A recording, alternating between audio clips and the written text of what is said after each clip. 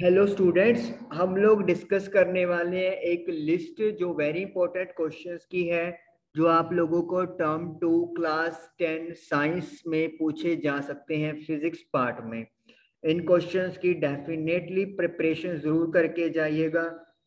देखिए, first question क्या है, define Ohm's law. Ohm's law क्या है ये आपको डिफाइन करना है, और आपको पता है potential difference is directly proportional to current, temperature should remain constant, this is Ohm's law. तो ये ओहम्स लॉ की डेफिनेशन और उसका जो ग्राफ है वो आपको अच्छे से पता होना चाहिए। सेकंड है define resistance and its SI unit.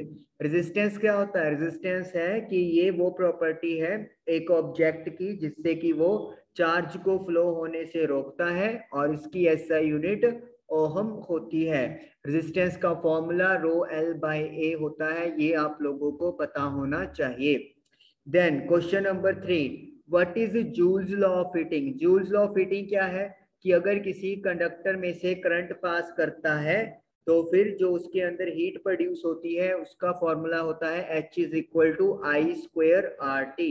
मतलब करंट के स्क्वायर रेजिस्टेंस के डायरेक्टली और टाइम के भी डायरेक्टली ये प्रोपोर्शनल होती है जो हीट प्रोड्यूस हो रही है।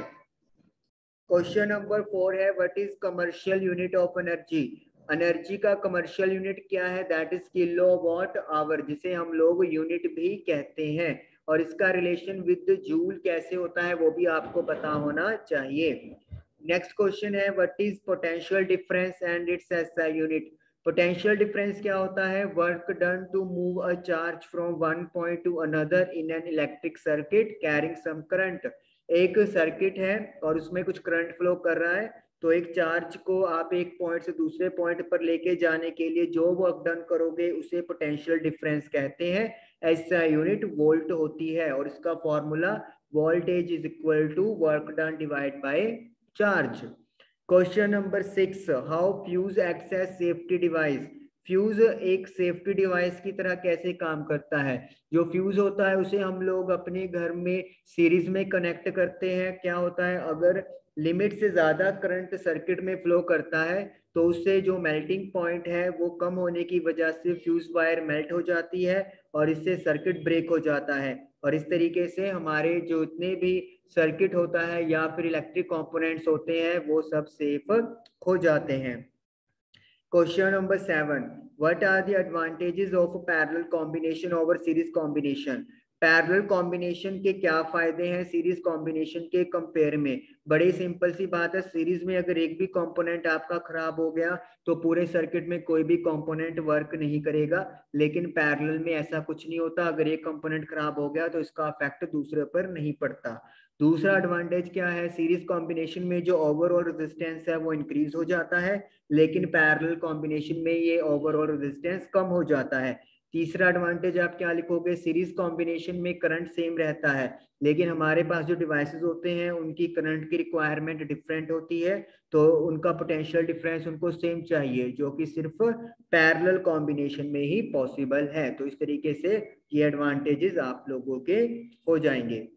Next question number 8, magnetic chapter में से आ गया हमारे पास, define Fleming's left hand rule and Fleming's right hand rule. Fleming's left hand rule में क्या है कि आप लोगों को अपने लेफ्ट हैंड की thumb, four finger and middle finger इस तरीके से स्ट्रेच करनी है that they should be mutually perpendicular to each other, कि वो एक दूसरे पे परपेंडिकुलर हो। तो इससे क्या होगा, आप लोगों का जो फोर फिंगर है वो मैग्नेटिक फील्ड की तरफ इंडिकेशन देती है, जो मिडिल फिंगर है वो डायरेक्शन ऑफ करंट, और थंब डायरेक्शन ऑफ फोर्स आप लोगों को बताता है। और फोर्स मैक्सिमम कब होगी, जब करंट और मैग्नेटिक फील्ड के बीच में 90 डिग्री यानी कि they will perpendicular to each other.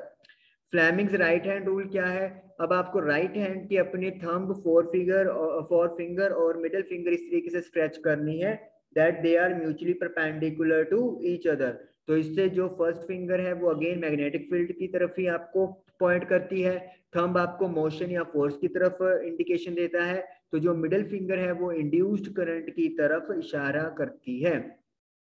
Question number 9, what is electromagnetic induction. Electromagnetic induction यानी ईएमआई क्या है? This is that phenomena in which current is induced in a coil by changing the magnetic field around it. अगर आप एक conductor के around का magnetic field change करते रहते हो, यानी कि कम या ज्यादा करते रहते हो, तो उससे एक करंट इंड्यूस हो जाता है जिसे इलेक्ट्रोमैग्नेटिक इंडक्शन बोलते हैं। करंट के साथ इंड्यूस लिखना जरूरी है। What are the properties of magnetic field lines? Magnetic field lines की क्या प्रॉपर्टी है? मैग्नेटिक फील्ड लाइंस एक तो कभी भी एक दूसरे को इंटरसेक्ट नहीं करती, क्योंकि अगर वो एक पॉइंट पे इंटरसेक्ट करेंगी तो इसका मतलब वहां पर दो डायरेक्शन हो जाएंगी, जो कभी भी पॉसिबल नहीं होता। इसके बाद मैग्नेटिक फील्ड की एक प्रॉपर डायरेक्शन होती है। अगर हम लोग आउटसाइड द मैग्नेट की बात करेंगे तो नॉर्थ से साउथ होता है, और inside the magnet south to north होती हैं। Magnetic field line vector quantity है, क्योंकि इनका मैग्नीट्यूड भी है और इनकी डायरेक्शन भी होती है। जहां पे मैग्नेटिक फील्ड लाइंस क्राउडेड होंगी वहां पे मैग्नेटिक फील्ड स्ट्रॉन्ग होता है। What is commutator? How force will be maximum in an electric motor? Commutator क्या है? Commutator is that device which reverses the direction of current in an electric circuit. एक electric circuit है, उसमें current का direction हमें reverse करना है, तो उसके लिए जो डिवाइस यूज किया जाता है उसे कम्यूटेटर कहते हैं। How force will be maximum in electric motor? अच्छा, इलेक्ट्रिक मोटर में जो कम्यूटेटर है उसका काम स्प्लिट रिंग्स करती है, और फोर्स जो मैक्सिमम होगी इलेक्ट्रिक मोटर में वो कैसे होगी? अगर हमारा current carrying coil magnetic field के साथ परपेंडिकुलर डायरेक्शन में अलाइन रहेगा तो फोर्स मैक्सिमम होती है। Question number 12, draw the magnetic field lines around a straight wire and a circular coil carrying current. एक स्ट्रेट वायर में करंट फ्लो कर रहा है तो उसके अराउंड मैग्नेटिक फील्ड ड्रॉ करनी है, जो कि सर्कुलर लाइंस बनेगी। और एक सर्कुलर कॉइल जिसमें करंट फ्लो कर रहा है उसके अराउंड मैग्नेटिक फील्ड ड्रॉ करना है, जिसमें कि आपको सेंटर में एक स्ट्रेट लाइन जाएगी और बाकी उसके अराउंड सर्कल बन जाएंगे। Question number 13. How to find direction of magnetic field lines for a straight wire current carrying conductor? Carrying current, एक सीधी वायर है उसमें करंट जा रहा है, तो उसकी वजह से जो मैग्नेटिक फील्ड प्रोड्यूस हुआ है उसकी डायरेक्शन कैसे फाइंड करेंगे? By using right hand thumb rule. Right hand thumb rule का यूज करेंगे, जिसमें हमने करंट कैरिंग कंडक्टर को राइट हैंड में इस तरीके से होल्ड करना है कि जो आपका थंब है वो डायरेक्शन ऑफ करंट दे की तरफ होना चाहिए, तो जो फिंगर रैप हो रही है वो आपकी मैग्नेटिक फील्ड लाइंस की डायरेक्शन को बताएंगी। What is the working principle of an electric motor? Electric motor का वर्किंग प्रिंसिपल क्या है? इसका वर्किंग प्रिंसिपल ये है, when we place a current carrying conductor perpendicular to the magnetic field, then the coil will experience a force due to which motor starts rotating. हम लोग यहाँ पे वर्किंग प्रिंसिपल ये लिखते हैं कि जब एक करंट कैरिंग कंडक्टर को मैग्नेटिक फील्ड में रखते हैं परपेंडिकुलरली, तो एक फोर्स एक्सपीरियंस की जाती है कॉइल के द्वारा, जिसकी वजह से वो रोटेट यानी कि घूमना शुरू कर देती है। Write down construction and working of an electric motor. आपको इसका वर्किंग भी लिखना है और कंस्ट्रक्शन भी लिखनी है। कंस्ट्रक्शन में आपके पास आर्मेचर आएगा, आपके पास मैग्नेटिक पोल्स आएंगे, स्प्लिट रिंग्स आएंगी, और साथ में एक बैटरी आएगी। और वर्किंग में हम लोग ये देखेंगे कि जब हाफ रोटेशन में अपनी कॉइल घूमती है तो जो करंट की सॉरी जब हम लोग फर्स्ट हाफ की बात करते हैं, जैसे मान लो A B C D current, तो ए बी जो है वो डाउनवर्ड आती है और सी डी ऊपर की तरफ उठती है as per your NCERT diagram.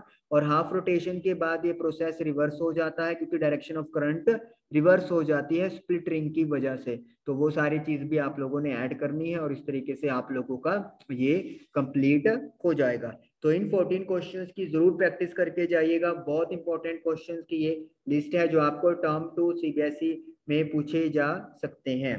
Thank you for watching the video.